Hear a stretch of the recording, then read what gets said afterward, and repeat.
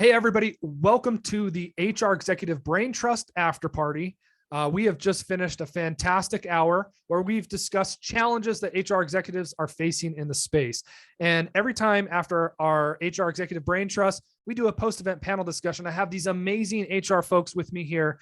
And we really wanted to focus on one of the questions that was discussed and upvoted the most, which is, how is everyone, HR professionals, staying motivated and positive these days? I know you're all dealing with the great resignation. You're all dealing with retention. You're dealing with limited budgets. And burnout is starting to creep up into the executive roles. So again, amazing panel here. Really excited about some of the tips and tricks that they're going to share with you today. To kick us off, I'd actually like to invite Haley, who is over lead counseling at Novati, to kind of share some of her insights. And then from there, we'll move on to the rest of the panel. Haley. Hey, thanks. I'm going to take this actually kind of from the therapy type of side of things. And what I work a lot with clients on in saying it's okay to recognize that this kind of sucks and that be there. And it's okay to say that. And it's okay to say that this is hard.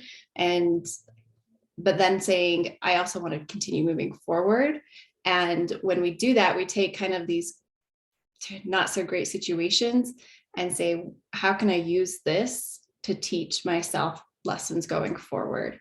So whenever we go through terrible situations and things that we don't like, that are hard, trying to take the positive from those and apply them to moving forward, because we know things have changed. We will never go back to what it was before. And so these are great lessons to learn on how to quickly adjust and move forward. And now let's go to Julie. Hi, I'm Julie Gullich, work for Better Night in San Diego. And I think for me, staying positive is about connections with people. I really try to stay close to my team. I have a pretty close team. We are lucky we're on site at least a couple days a week. So I think it builds that connection. But we just try to have fun, just take a moment to laugh at something. You have to be, sometimes you can only do what you can do, and you have to go take a deep breath and say, let's just move on. And like you said, Haley, kind of learn from that experience. We do kind of just take a deep breath kind of situations before a meeting, or we'll go for a walk together. We'll have lunch. We're having a team lunch today. So trying to keep it positive and just knowing that we're all in it together. I mean, seriously, like we've been through COVID now for 2 years as my team's been together, and we just try to learn from the experience and keep each other positive. I also try to talk to the team and just say, what do you need from me today? Because it's one thing for me to assume what they're going through, but I might not, get that right. So just asking, what do you need? Not just from a business perspective, but personally. So that's been what we're trying to do, keep ourselves positive, but I'm fortunate that I have a good group. So.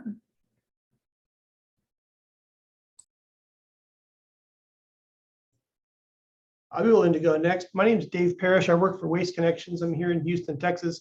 And much like Julie, I've got a great team around me. My team, though, is scattered across the US. So they, in turn, have their own regions to support as HR professionals.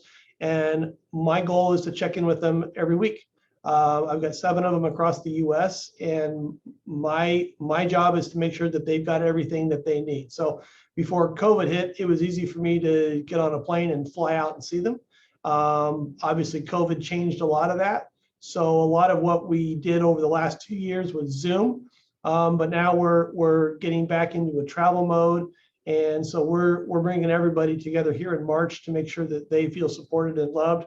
But we really took Zoom to a whole nother level here at Waste Connections. We did a lot of Zoom happy hours and a lot of folks from outside the company coming on. We did wine tastings. We had people that came in and taught folks how to make different margaritas and all those kinds of things. I think you're seeing a theme here. Nonetheless, making sure that your team feels supported. And the last thing that I did for all of the HR professionals that I'm privileged to lead is to make sure that when they want to take a week of PTO, they take a week of PTO. You leave the phone at home, you put me on your out of office, and you don't answer emails and you don't answer phone calls. Whatever you're doing, someone else can do for you while you're out. So it's always good to just decompress and turn off even for a little while. Thanks. This I'm is Regina Jerry. Wright with, Oh, go ahead, ahead, Jerry. Regina. Nope, you go, girl.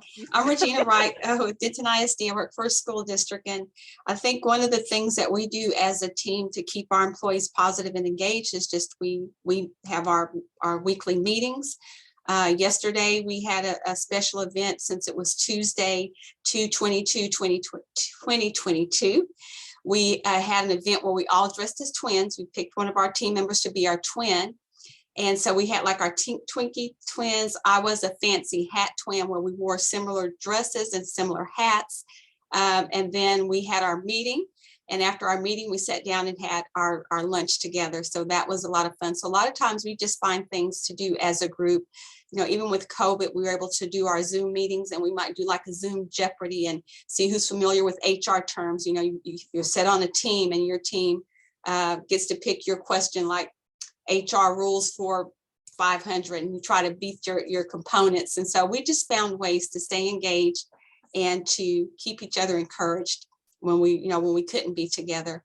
And as far as my direct reports, every now and then, I think once a month, I tried to take them out to lunch and pay for their lunch just to get them away from the office and find out how things are going for them in life, how is work going, any issues or concerns. So I think it's just that connectedness that keeps us all together and keeps things flowing the way they need to flow. I actually want to take a little bit of a different path on this and actually be quite selfish and focus on ourselves. I think the only way that we can continue to be the right support for our people is if we take care of ourselves and make ourselves a priority, which is sometimes one of the most difficult things for us as HR leaders to do, is because we are obviously very passionate about people. But I would encourage us to reflect on what brings you joy and satisfaction, and make sure that you do something in that space for yourself, at least quarterly, if not once a month. And also look at making sure that you are indeed doing something for yourself, be it maybe there's a book that's been on your list of things to read, or maybe a museum you wanted to go check out, or whatever it might be that is something that's a priority for you, is to do that. And what you were talking about in regards to PTO, I was department of one. So I was the executive leader, but also had to take care of all the things for my employees as well. And I found that taking weeks off for vacation was nearly impossible to do until I got smart and started taking midweek to midweek. And so I would do like a Wednesday to Tuesday, or like a Thursday to the following Wednesday, so that my folks still had me for the things they desperately needed before I left. And so I could truly unplug for that week. And then be back that following week. So that was a way for me to try to optimize both, and getting a little bit creative and still demonstrating that you can take time off, so that the rest of my folks would too. Always work in the system. There you go. I really like that idea, Jerry, a lot. And I'm a department of one as well. So it's always interesting. I think we've always been a remote company. Always. Our developers were always, and we're a software company, and our developers were in one place, and the founder and at one point CEO was in another, and the person who originally led sales, who's now our CEO, was still in another, actually where the company was founded. And we spread out even farther with COVID as people moved away from those hubs that we had. And so I think part of what helps me stay engaged in terms of the company is that, well, it's a software company, we have regular stand-ups, and I just go to them and then I connect with people. We all use Slack on a regular basis, and it's really easy to do it. So that's really been important to me, as has the fact that I have to practice what I preach, which is that time off. We're an unlimited paid time off. So when a new employee comes and says, "Is today a holiday for us?" And I go, "If you want it to be." For you, I mean, and we have very few rules about what they have to do because they work on sprints. So they just know they have to get their work done. The problem there is that all of our folks are really committed and they won't take time off either. And so if I don't, they won't. I have to actually reinforce with executives in the company that our time with an open door policy is really important.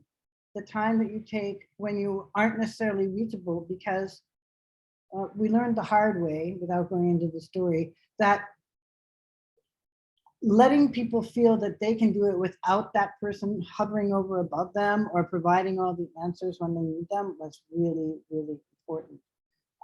And then the flip side was that they were more creative and more inventive, and so are we when we take our time off. So I use Love that. Ikigai, which is very similar to your notion. It's the Japanese doing what is meaningful for you, and basically it's what gets you out of bed in the morning. That's the short version of it. I love that contribution. And that's such a great way to end. I think, unfortunately, we're out of time. I think we could talk about this for a while. Thank you all so much for what you shared. You know, all of you know, most of you know that I come from a guiding background. And the first rule of river guiding is that you save yourself. You can't save other people if you don't save yourself. Get yourself in the boat and then get other people in the boat. And I know that in HR, we may be prone to compassion fatigue. So I'll just end us. I have a coin here. I'm going to show it to you. It's called Genshai. It's an old Hindi term. And Genshai means never treat others or yourself small. So I love what you guys talked about in terms of holding boundaries, taking your PTO, making sure that you do. And please make sure that you're taking care of yourselves out there. Again, I want to thank Navati for putting this great group together. I want to thank our panelists for your contributions. And we'll see you all at the next Brain Trust.